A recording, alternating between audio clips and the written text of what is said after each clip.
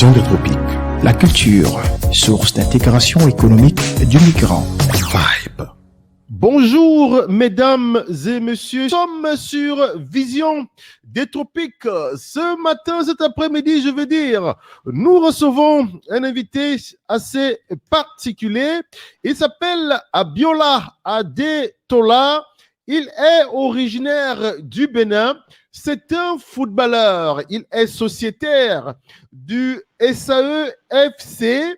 Il est notre invité ici sur notre plateau. Alors déjà comme ça, bonjour Monsieur Abiola. Bonjour Monsieur Franck Neymar. Alors comment vous sentez-vous depuis votre arrivée au Maroc déjà? Combien de jours avez-vous déjà fait ici au Maroc? D'abord, c'est notre troisième jour.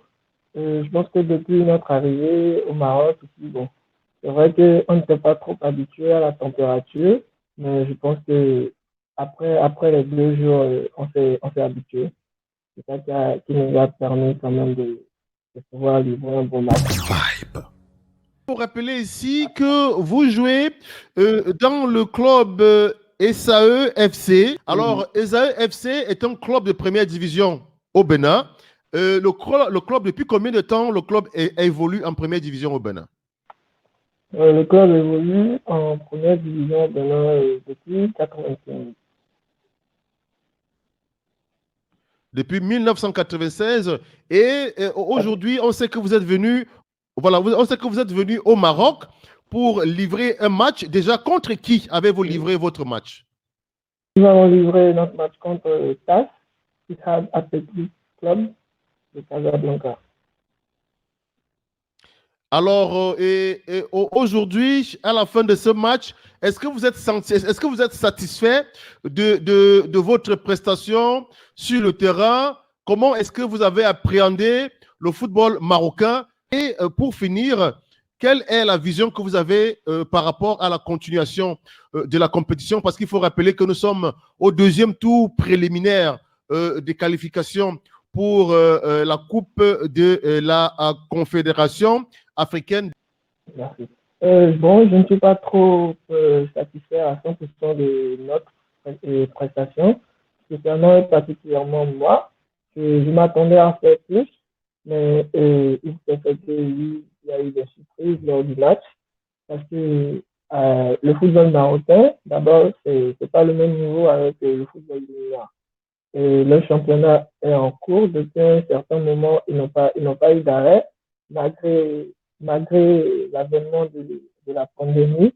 C'est vrai qu'ils ont eu quelques pauses, mais ils ont continué leur championnat, mais à huis clos. Mais par contre, chez nous, c'est depuis plus de 9 mois, on n'a pas eu de championnat. Les joueurs sont au repos et tout. Donc, ce n'est qu'à 2 ou 3 mois de la compétition qu'on a repris. Donc, on a essayé quand même de travailler, de faire ce qu'on pouvait faire, de livrer quelques matchs amicaux, mais on n'était pas suffisamment en jambes pour pouvoir rencontrer une équipe qui est championne de la Coupe du Maroc, qui a continué le championnat et qui est très en jambes. Donc, pour moi, le football marocain a un niveau plus élevé que le football béninois. Donc, ça allait très vite.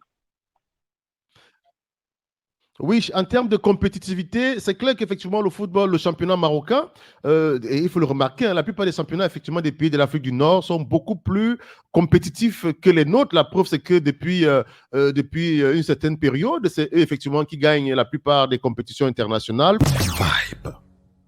Alors que vous êtes en train de préparer le match retour à Cotonou au Bénin, est-ce qu'il y a bon espoir que vous soyez à même de renverser les vapeurs? Oui, vous voyez, déjà, pour moi je suis toujours positif. Donc, si en un match, ils ont pu nous gagner 4-0, c'est qu'en un match, on peut tout faire renverser la tendance. Mais, le seul problème qu'il y aura là, ce serait un problème de rythme. Mais déjà que c'est à domicile, je pense qu'on va mettre tout en œuvre pour pouvoir renverser la tendance. Parce que, comme vous avez vu, dans le football européen et tout, il y a eu des 4-0, des 3-0, mais au final, il y a eu des remontadas. Donc, nous, on croit à la remontada. Voilà, une remontada effectivement qui pourrait arriver. Déjà, le match va se jouer, le match retour va se jouer dans combien de temps à Cotonou au Bénin? Le match retour est prévu pour le 6 janvier. Pour le 6 janvier, alors ça veut dire qu'il vous reste à peine une dizaine de jours pour être à même de vous préparer et donc Oui, de pouvoir rivaliser, je veux dire, à compétence égale avec ce club marocain. Alors, si on parlait un peu brièvement de vous, déjà, vous avez déjà quel âge aujourd'hui? Depuis combien d'années êtes-vous sociétaire de ESAE FC? Et sinon, sur le plan de la carrière, quelle est la vision que vous donnez à votre carrière? bon, actuellement, j'ai 21 ans. J'ai 21 ans et j'ai rejoint Esaü cette saison. J'ai rejoint Esaü cette saison-ci. Maintenant, la vision que j'ai pour ma carrière, c'est finir, finir cette saison, finir cette saison avec Esaü et essayer de faire de belles prestations lors de la Coupe CAF et pourquoi pas trouver une issue pour un championnat plus élevé, afin de faire valoir mes compétences, d'acquérir plus d'expérience et pourquoi pas un jour être ballon d'or africain. Alors, être un ballon d'or africain, est-ce que vous pouvez rappeler déjà à nos auditeurs à quel poste vous évoluez?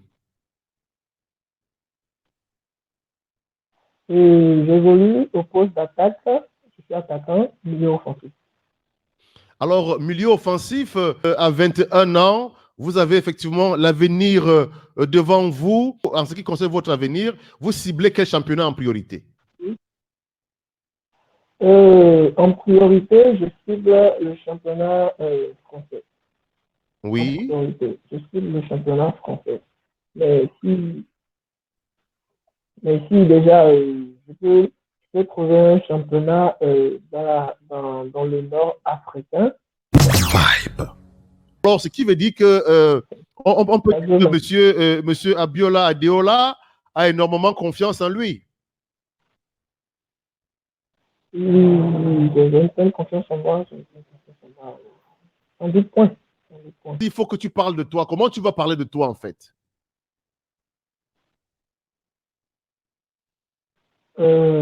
Je suis un tueur. Une fois dans les 18 mètres, je ne pardonne pas les gardiens. Si vous me laissez un peu d'espace dans la surface de réparation, et puis à but. Ce qui veut dire que sur phase de Et en un contre un, réparation, vous avez un dernier défenseur qui est devant vous. On peut dire ici effectivement que face à Biola, un dernier défenseur, on peut commencer à compter le but. oui, naturellement. Naturellement. Et puisque même déjà hier, je ne suis même pas encore rentré dans le cadre avant de pouvoir quand même voir ce que vaut le gardien de tasse. Donc, j'étais hors surface quand j'ai fait une frappe pour pouvoir voir de quoi il était capable. Donc, avec une fois dans le cadre, j'avais quand même marqué. Ok, très bien. De toutes les façons, comme vous savez, nous sommes en radio et en radio, souvent, les auditeurs doivent se faire un film. Ils doivent se faire un film des événements qui sont en train de se dérouler. Et donc, du coup, comme ça, nous, on aimerait que vous parliez davantage de vous. Et puis également, ensemble, on va parler, nous également, ayant échangé avec vous, on pourra plus tard parler de vous avec les différentes personnes qu'on pourra rencontrer, ou du moins vous citer en référence dans les différentes émissions qui sont à venir et donc qui vont à un moment donné nous permettre de parler de football et surtout de parler d'avenir. Aujourd'hui, au niveau du championnat africain, quelle est la lecture que vous faites du championnat africain? Y a-t-il un avenir dans les championnats africains? Faudrait-il à un moment donné commencer aussi à penser peut-être faire, parce que quand on parle effectivement du football africain aujourd'hui, c'est peut-être très facile de se dire, écoutez, on va peut-être partir du Bénin pour se retrouver directement en France. Mais pourtant, on a vu des gens comme Georges Weah, avant de se déporter pour aller en France, ils ont fait leur première expérience en Côte d'Ivoire, au Cameroun. Bref, à un moment donné, ils n'ont pas hésité également à faire les clubs africains. On sait aujourd'hui que les jeunes joueurs africains préfèrent souvent les championnats nord-africains. Ça peut être le Maroc, ça peut être la Tunisie, ça peut être l'Égypte. Mais est-ce qu'il n'y a pas des clubs dans le hinterland africain qui peuvent effectivement rivaliser et donner de la visibilité à des jeunes joueurs compétitifs et compétents comme vous? Si. Il y a des clubs qui peuvent donner vraiment de la valeur à des jeunes compétiteurs comme nous. D'abord, si beaucoup vivent de championnats européens ou le championnat d'Afrique du Nord, contrairement au championnat de l'Afrique de l'Ouest. Je prendrai par exemple l'exemple du Togo ou du Bénin, mon pays. C'est que d'abord, dans ces deux pays, il n'y a pas trop de visibilité si vous n'êtes pas en équipe nationale. Si vous allez juste jouer le championnat, là, il n'y a pas trop de visibilité. Mais par contre, au Cameroun, il y a un peu plus de visibilité. Aujourd'hui, maintenant, le championnat ivoirien est maintenant plus diffusé sur Canal+. Donc, ce qui fait qu'il y a plus de visibilité. Et on voit plein de clubs de la Ligue 1 qui viennent signer des partenariats avec des clubs ivoiriens juste pour pouvoir faire venir les jeunes talentueux en France pour pouvoir faire développer plus leur championnat. Donc, c'est bien possible d'avoir des clubs très compétitifs qui pourront quand même rivaliser. Alors maintenant, si on vous demandait peut-être de faire une liste de 5 clubs en Afrique, quels seront ces 5 clubs-là, excepté les clubs de l'Afrique du Nord? Un club africain. Je vais prendre par exemple le TP Mazembe. Oui, le plus puissant Mazembe, oui. Le plus puissant Mazembe, ASEC Mimosa. Oui, ASEC Mimosa. Africa Sport. Oui, Africa Sport, ça fait 2 de Côte d'Ivoire déjà. Africa Sport. Oui, Enyimba. Oui, Enyimba du Nigeria. Du Nigeria et Coton Garoua. Et Coton Sport de Garoua. Vision des tropiques. La culture, source d'intégration économique du migrant. Vibe. Alors aujourd'hui, vous en tant que par exemple SAE-FC, SAE-FC est plutôt dans quel registre en tant que club de football? C'est un club de football professionnel? C'est un club de football amateur? C'est quoi la situation actuelle des SAE-FC? Bon, les AFC, je dirais que nous sommes dans le football amateur, nous tendons vers le football professionnel. Donc, c'est pour ça que nous nous battons pour pouvoir avoir quand même une place dans les compétitions africaines. Oui. Alors avoir une place dans les compétitions africaines, finalement, aujourd'hui, les AFC, ça peut près combien de supporters? Le club compte plus de, je dirais, 2000, 3000 supporters. Oui, 2000, 3000 supporters, bon, pour un pays comme le Bénin, c'est beaucoup quand même. Parce que le Bénin, ce n'est pas un très, très grand pays, du moins en termes de nombre, mais la population du Bénin, je pense, c'est à peu près 8 millions d'habitants. 8, 9 millions d'habitants. 8 millions à 9. Pardon? Si ils avaient pu avoir ce nombre de supporters, c'est dû à l'exploit qu'ils ont fait la saison dernière en compétition africaine, d'avoir éliminé 3 clubs, c'est-à-dire passer le premier tour, le deuxième et le troisième tour, et pouvoir intégrer les phases de poule, c'est-à-dire aucun club béninois n'a eu à faire depuis que le championnat béninois est existé. Donc c'est cette performance qui leur a valu ce nombre de supporters. Voilà. Très bien. Mais ça, c'est intéressant. Et donc, du coup, aujourd'hui, de votre point de vue, est-ce que vous pensez que la dimension que Esaü FC est en train de prendre aujourd'hui est plutôt dans une dynamique de devenir beaucoup plus encore important. Ça veut dire que c'est un club qui va devenir de plus en plus important sur le plan africain. Et donc, par conséquent, c'est quoi le secret de Esaü FC? Le secret des AEC, c'est du travail. C'est du travail et plus de communication en fait autour du club. Donc pour moi, les AEC est sur la bonne voie. Vision des tropiques. La culture, source d'intégration économique du migrant. Vibe. Alors, monsieur Esaü, j'imagine effectivement que vous êtes en train de faire face à une connexion Internet qui est difficile. Oui, un peu difficile, mais c'est bon, ça peut continuer déjà. Oui, bon. D'accord, très bien. Alors maintenant que c'est réglé, donc j'allais comme ça effectivement vous demander comme ça, aujourd'hui, qu'est-ce que vous pensez effectivement de la situation actuelle des AFC? Est-il un club qui est en train de se construire? Croyez-vous qu'effectivement, après ce score qui est quand même assez difficile, hein, cette défaite qui a été consentie du côté du Maroc, ce n'était encore que hier. Alors, comment est-ce que vous croyez que les choses se présentent? Vous croyez que vous allez repartir avec plus de courage, avec beaucoup plus de détermination, que l'avenir est du côté effectivement des AFC? Oui, comme vous pouvez le voir, comme vous pouvez le constater, vous avez un club en phase de construction qui essaie d'avoir plus de communication autour de lui. Donc, pour moi, cette défaite ici au Maroc, c'est comme un signe pour nous dire, ah les gars, réveillez-vous, c'est pas le moment d'abandonner. Nous avons pu faire quelque chose l'année passée et nous sommes retrouvés en phase de groupe. Donc, alors, il faut vous réveiller. Donc, pour moi, le match retour sera comme une finale à gagner avec un nombre de buts à mettre en tête. Donc, même si on n'arrive pas à marquer les 5, l'objectif est quand même déjà marquer les 4 pour pouvoir quand même être à égalité et accéder au tir au but.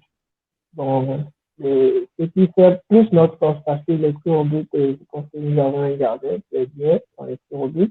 Nous avons beaucoup plus de tireurs comme Fassino Rodrigue, Taleb Doussa, avec Ismaël Sabi, donc ils sont très bons dans les coups de pied arrêtés. Donc pour nous, l'objectif d'abord, c'est d'essayer quand même d'égaliser les 4 buts. Et oui. Nous sommes tous motivés, c'est vrai, et nous avons fait 4-0, d'accord, mais on a déjà oublié, pour nous, c'est déjà dans le passé. On pense maintenant plus au match prochain. Donc pour nous, notre idée, notre objectif maintenant, c'est 4-0 aussi au retour, le 6 prochain, le 6 janvier à Cotonou. Voilà, très bien. 4 buts d'entame comme ça à Cotonou, je pense que les Marocains peuvent écouter et peuvent comprendre que ça va se jouer effectivement du côté de Cotonou. Alors, Monsieur Abiola, si aujourd'hui, vous aviez un message peut-être pour vos supporters, hein? Par exemple, on a par exemple un de vos très très grands supporters, Monsieur Dubois, qui parle très très positivement de vous et qui n'arrête pas effectivement de faire promotion de vos compétences, à l'instar de Monsieur Dubois, qui nous écoute effectivement depuis le Bénin. S'il y avait un message que vous alliez comme ça envoyer à vos différents supporters qui nous écoutent de différentes positions au Bénin, quel peut être ces messages? Quel sera-t-il le message effectivement que vous enverrez à vos supporters, naturellement relatif au match retour à Cotonou? Et tout d'abord, je leur dirais merci pour tout leur soutien. Et malgré les 4-0, j'ai eu des messages de soutien, même sur la page Facebook déjà, il y a eu des messages de soutien. Donc, on ne peut que leur dire de toujours continuer dans ce sens, que pour le match retour, on ne leur promet pas de grandes choses, mais on leur promet quand même une qualification. C'est-à-dire que nous allons nous donner corps et âme, nous allons nous battre. On leur promet quand même une victoire et je pense qu'ils peuvent avoir le cœur apaisé, le cœur au repos, de se tenir dans la prière et je pense que ça va se faire. Vibe.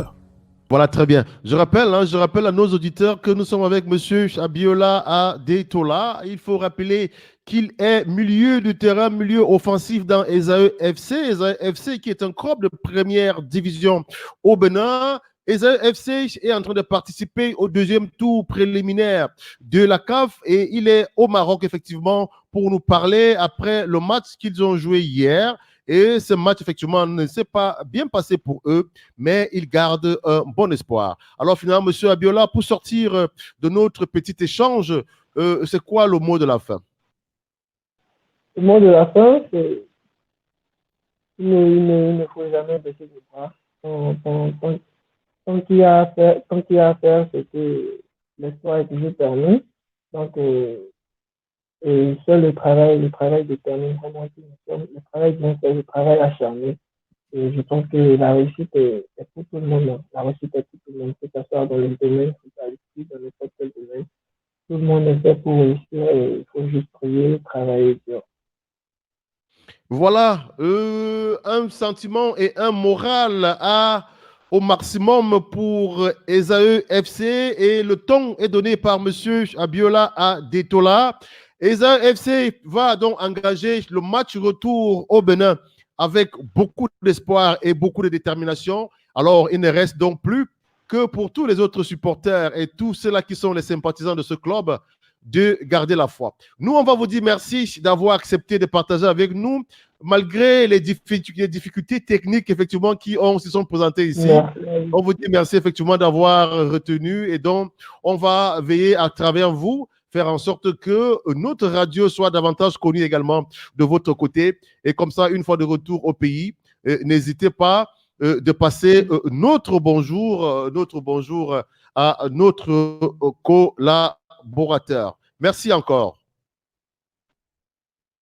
Je ne manquerai pas. Une petite précision. C'est milieu de terrain offensif attaquant. Milieu de terrain offensif attaquant, pour rappeler à ceux qui nous écoutent, effectivement, c'était M. Abiola Adetola. C'est un footballeur qui a la poigne. Il a parlé de lui en disant effectivement que face à un dernier défenseur, dans les 18 mètres, on peut commencer à compter le but. C'est un message effectivement comme ça qui est lancé à tous les clubs de football qui sont à la recherche des footballeurs qui ont ce niveau et cette compétence. Ils sont très rares. Ils prévoient dans quelques années d'être le futur ballon d'or africain. Je crois que c'est en exclusivité sur notre plateau, effectivement, qu'il a annoncé. Et dans quelques années, M. Abiola, on reviendra à vous pour vous rappeler que ce que vous avez promis, c'est accompli. Merci encore et à très prochainement. Merci à vous aussi. Merci à vous aussi et bonjour. Vision des tropiques. La culture, source d'intégration économique du migrant. Vibe.